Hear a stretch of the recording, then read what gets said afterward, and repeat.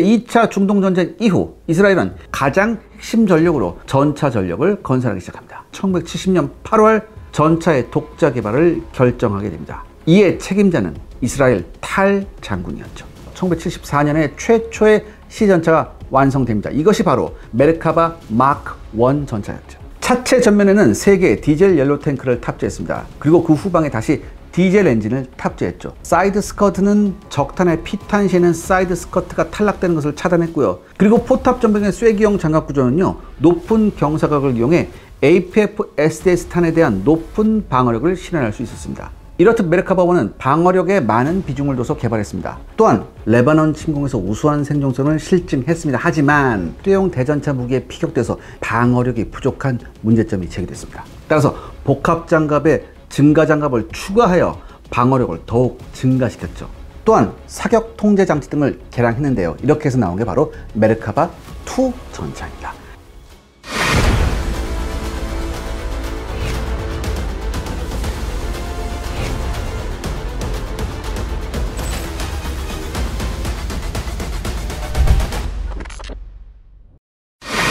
다음 타자인 메르카바 3는 어떤가요? 네, 메르카바 시리즈 다음 주자인 메르카바 마크 3는요, 마크 2의 인도가 끝난 직후인 1983년 8월부터 개발이 시작됩니다. 89년부터 출고가 시작되어서 90년부터 실전에 배치됐죠. 이 마크 3는 앞선 마크 1, 2와 달리 다양한 개량이 실시되는데요. 주포가 105mm 강선포에서 드디어 120mm 활강포로 변경이 됩니다.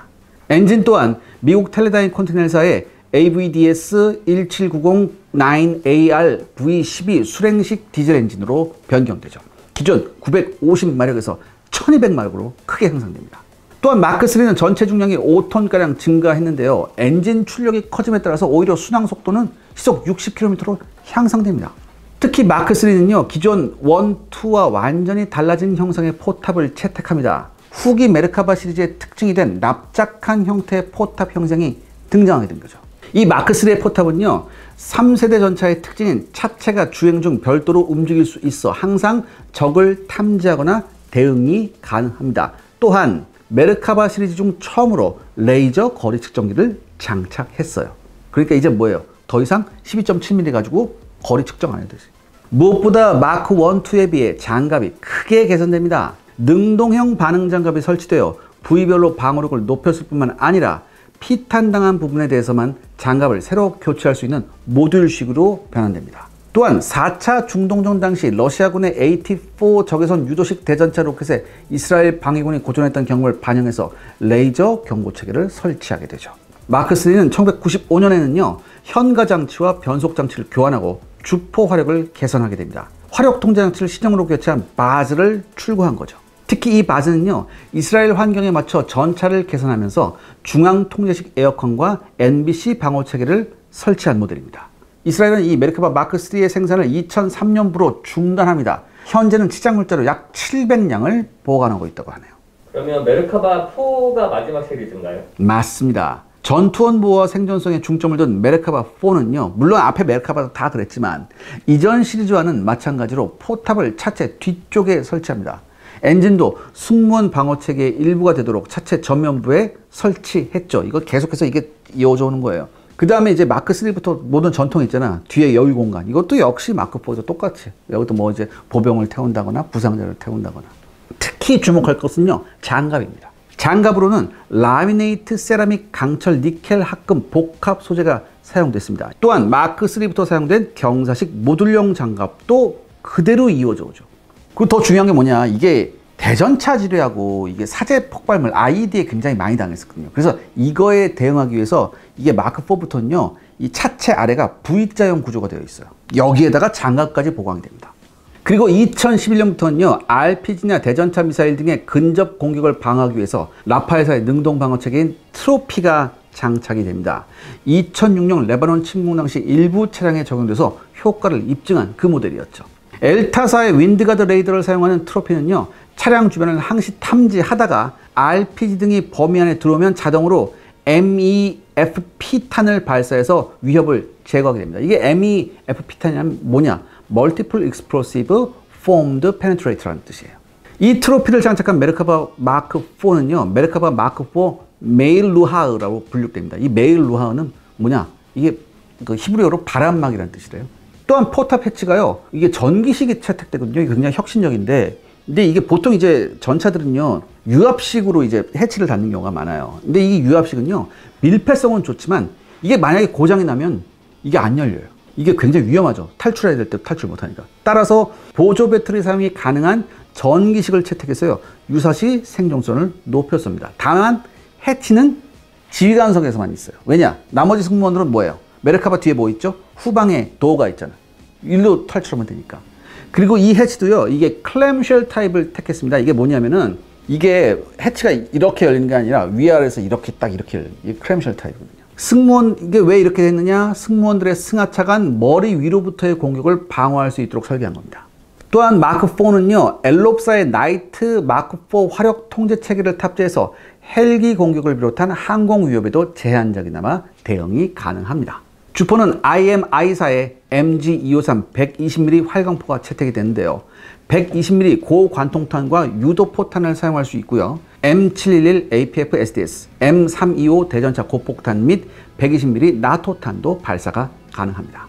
메르카바 마크4는 총 48발의 포탄을 탑재하고 있습니다. 그리고 부무장으로는요, 7.6mm 기관총이 장착되어 있고요. 내부에서 원격으로 조종이 가능한 솔탐사의 60mm 박격포가 역시 설치되어 있죠. 그리고 마크2나 3의 특징이었던 포탑 위에 12.7mm는 이제 설치 안 하는 추세예요. 또 하나 중요한 게 뭐냐, 이게 적을 기만하기 위해서 IMI사의 포말스라는 게 있어요. 이게 페데스탈 오퍼레이티드 멀티 애뮤니션 런칭 시스템이라고 해서, 이게 연막탄이나 디코이를 발사할 수 있는 시스템이에요. 이게 자동으로. 이게 방어력에 굉장히 큰 도움이 된다고 하네요. 요것도 장착되어 있고, 급탄 방식은 수동 및 반자동으로 전환이 가능한 그런 방식입니다. 엔진은요, 제너럴 다이나믹스의 1500마력 12기통 디젤 엔진을 면허 생산하는 그 엔진을 탑재하고 있어요. 그래서 이게 마크3보다 25% 이상 마력이 늘어나는 겁니다. 그리고 트랜스미션 또한 4단에서 5단으로 변경이 됩니다. 현재 이스라엘군은 오직 마크4 400여 대만을 현역으로 운용하고 있습니다. 이 메르카바 시리즈 하면 파생형이 또 유명한데요. 네, 많은 파생형이 있는데요. 대표적인 거 몇 개만 소개해 드리겠습니다. 먼저 메르카바 LIC입니다. 이게 LIC는 Low Intensity Complect라고 해서 시가전 전용 키트를 장착한 메르카바예요. 그러니까 12.7mm 중기관총을 탑재했어요. 이거는 원격으로 조종하는 거. 여러분 여기 사진 보시면 제가 이제 빨간색으로 해놨는데, 이 메르카바의 약점 중에 하나가 측면에 이게 뭐가 있냐면은, 이게 그 엔진 배기구가 있어요. 근데 여기에다가 가끔 이제 그 게릴라들이 뭘 했냐, 여기다가 수류탄 쑤셔넣었거든. 그래서 적 전투원의 수류탄 투척 등을 막기 위한 금속재 망을 여기다 씌워놨다고. 또한 후방에 카메라를 설치해 가지고요, 하차하지 않고 전차의 전 각도를 살펴볼 수 있도록 했습니다. 그 다음으로는 이제 메르카바 탱크 앰뷸런스가 있습니다. 이게 탱크 앰뷸런스라는 게 뭐냐면 탱크 앰뷸런스라는 뜻이에요. 그러니까 이게 메르카바가 워낙 그 내부 공간이 크잖아요. 그래서 이거를 이제 이용해가지고 뭐예요? 의무 후송용 메르카바를 만든 거죠. 그러니까 부상자 후송하고 간단한 응급 조치가 가동하도록 이 내부를 개조한 겁니다. 그리고 또 뭐가 있냐? 이 보병 전투차도 이 차대를 만들었어요. 이게 나메르라고 하는데, 포탑을 제거하고 병력 수납 공간을 넓힌 차량입니다. 이 나메르는 히브리어로 표범이라는 뜻이에요. 완전 군장 상태 보병 9명이 탑승 가능하고요. 차체 원격 조종식 마크 19 유탄 발사기 혹은 7.6mm 기관총 60mm 박격포를 탑재하고 있습니다. 근데 이게 화력이 좀 부족하다는 얘기가 나와서 최신형은 뭘로 바뀌었냐? 이 30mm 기관포 포탑이 탑재된 그걸로 지금 바뀌고 있어요. 마지막으로 숄레프라는 자주포 버전도 있습니다. 메르카바 차체 155mm 포를 장착한 그런 모델인데요. 이스라엘 방위군은요, 미제 M109 자주포의 업그레이드형을 채택하면서 이걸 양산하지는 않았습니다. 시청자 여러분들의 구독과 좋아요는 영상 제작에 정말 큰 도움이 됩니다. 여러분들 부탁드리겠습니다. 구독과 좋아요. 메르카바 시리즈의 실전 기록은 어떤가요? 네, 메르카바 시리즈는 미국의 M1 에이브람스와 러시아의 T-70과 함께 현대전을 가장 많이 치른 전차로 유명합니다. 먼저 메르카바 1부터 살펴보면요, 이스라엘 육군은 1970년대 말부터 미국에서 M60 전차 도입과 병행해서 1979년 4월부터 마크1 전차를 실전 배치합니다. 83년까지 300대의 물량을 완료했고요. 82년 레바논에 위치한 팔레스타인 게릴라의 거점을 제거하기 위한 작전에 투입돼서요, 생각보다 빨리 우수한 성능을 입증할 기회를 맞이하게 되죠. 82년 레바논 전투에서 마크1 전차는 시리아의 T-72와 대결해 단 한 대의 피해도 없이 시리아군 T-72 전차를 포함한 여러 종류의 소련 전차를 파괴해서 그 우수성을 실증합니다. 특히 전차의 후방도와 격실을 이용해서요, 부상병들을 후송하는 데 중요한 역할을 했죠. 또한 수많은 RPG-7 및 AT-3 새거 미사일의 공격에도 완파된 전차는 단 한 대도 없었습니다. 전쟁 기간 중 약 50여 대의 마크1 전차가 다양한 대전차 화기에 의해서 명중되었지만 단지 9명의 마크1 승무원만이 사망했습니다. 그리고 사망자의 대부분은요, 열린 해치에서 노출된 상태로 전투에 들어가 적의 총탄에 사망한 승무원들이었죠. 메르카바 전차의 우수성을 확인시켜주는 또 하나의 사례로는요, 부상병 중 그 누구도 화상에 의한 치명적인 상처가 없었다는 점입니다. 일반적으로 전차는요, 히트탄에 내부가 피탄되면요, 탄약이 유폭되고요, 고압의 유압이 누출되고 화재 등으로 화상을 당한 승무원이 발생하게 돼요. 이게 4차 중동전에서 무슨 일이 있었냐면, 이스라엘군 통신병들이 전차병들하고 통신을 할 거 아니에요. 통신을 하고 있는데 히트탄에 맞아서 안에서 화재가 나서 그 전차 안에 있는 승무원들의 비명소리가 그대로 들려왔단 말이지.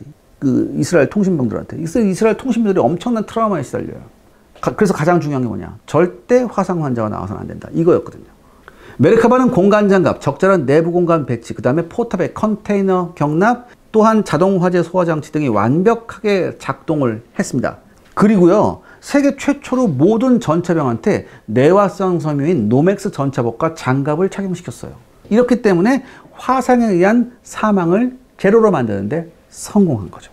후속 모델인 마크2의 실전 기록을 살펴보면요, 1997년 가을 남부 레바논에서 헤즈볼라 게릴라의 대전차 미사일에 의해서 명중돼서요, 마크2 전차 10여 대가 피격됩니다. 헤즈볼라는요, 전차를 공격할 때 통상적으로 동일 표적에 서로 상이한 각도에서 일제 사격으로 미사일을 발사했어요. 하지만 헤즈볼라의 지속적인 공격에도 불구하고요, 메르카바 전차들은 계속해서 고도의 방어력을 보여주며 전장에서 포기되거나 승전이 몰살당한 전차는 없었다고 합니다. 레바논에서 작전 시 메르카바 전차는 차례로 파괴되는 것을 방지하고 손실을 줄이기 위해서 기동사격 및 통신망과 연결된 지원화기와 함께 연합된 작전을 수행했습니다. 이른바 이게 세거 와치라고 불리는 전술인데요, 이게 실전에서 높은 효과를 발휘했습니다. 그러니까 이게 이거예요. 그러니까 이동하고 있는 이스라엘 전차들 중에 한 대라도 적 미사일 발사광을 보거나 미사일 발사 징후를 포착하게 되면은 즉시 이게 어떻게 돼요? 통신망을 통해서 다른 전차들로 곧바로 경보가 되거든요. 또한 이 경보 방식이 단순한 위협 경보가 아닌 기본적인 좌표가 제시가 되는 그런 경보 방식이에요. 그래서 이게 자동 모드로 걸어놓으면은 이 경고를 딱 받는 순간 포탑이 자동으로 그 대전차 발사 지점으로 딱 돌아가요. 그래서 거기다가 포를 쏜다든지 기관총을 막 쏘죠. 이게 왜 중요하냐? 여러분, 대부분의 대전차 미사일은 와이어로 유도를 하잖아요. 이렇게 보면서 미사일 꽁무니에 와이어, 이렇게 그 데이터 전송해주는 와이어가 있다고. 이렇게 해야 되는데, 만약에 좀 기관포탄이나 뭐 전차포탄이 날라와봐요. 얘도 숨어야 될 거 아니야. 근데 이렇게 돼서 놓치는 순간 이 대전차 미사일은 무용지물이 돼요. 메르카바 3랑 4는 어떤가요? 메르카바 마크 3는요, 역시 1982년 레바논 전쟁에 처음으로 소수가 투입됐습니다. 시리아군의 주력이었던 T-60이나 T-72 전차를 상대로 월등한 성능을 발휘했고요. 그 어떤 시리아군 전차의 공격도 견뎌내며 일방적으로 시리아군 전차들을 학살하게 됩니다. 이 마크 3가 본격적으로 투입됐던 두 번째 전쟁은 2006년에 발발한 2차 레바논 전쟁이었습니다. 2차 레바논 전쟁 때 이스라엘군과 교전한 헤즈볼라는요, 전차에 탑승한 병력을 하차시키기 위해 포위해서 대전차 미사일을 발사하는 방식을 사용했어요. 또한 이전보다 훨씬 강력해진 대전차 무기를 사용했죠. RPG는 텐덤 탄두가 장착되어 있었고요, 대전차 미사일도 훨씬 고중량의 탄두가 탑재되어 있었습니다. 이로 인해 종전까지 이스라엘 측은 총 5대의 메르카바 전차를 상실하게 됩니다. 그중 한 대가 메르카바 마크 3였죠. 하지만 실제 공격당한 전차가 50대가 넘었다는 것을 생각하면 메르카바 시리즈의 방어력은 우수했던 것으로 판명이 됩니다. 이건 통계로도 알 수 있는데요, 이 전차가 관통돼서 전사한 병사들의 평균 숫자는요, 4차 중동전 당시 2명이었어요. 근데 1982년 1차 레바논 전쟁 당시는 1.5명이었거든요. 근데 2006년 2차 레바논 전쟁 때는 이게 1명으로 줄어듭니다. 마크 3가 다시 분쟁에 등장한 것은 2010년 12월 이스라엘 가자 국경 분쟁 때였습니다. 당시 알브레이즈에 주둔하고 있던 메르카바 마크 3 한 대가 하마스의 미사일 공격을 받으면서 장갑이 뚫렸지만 탑승자들은 1명도 부상을 입지 않았죠. 마지막으로 마크 4의 실전 기록을 살펴보겠습니다.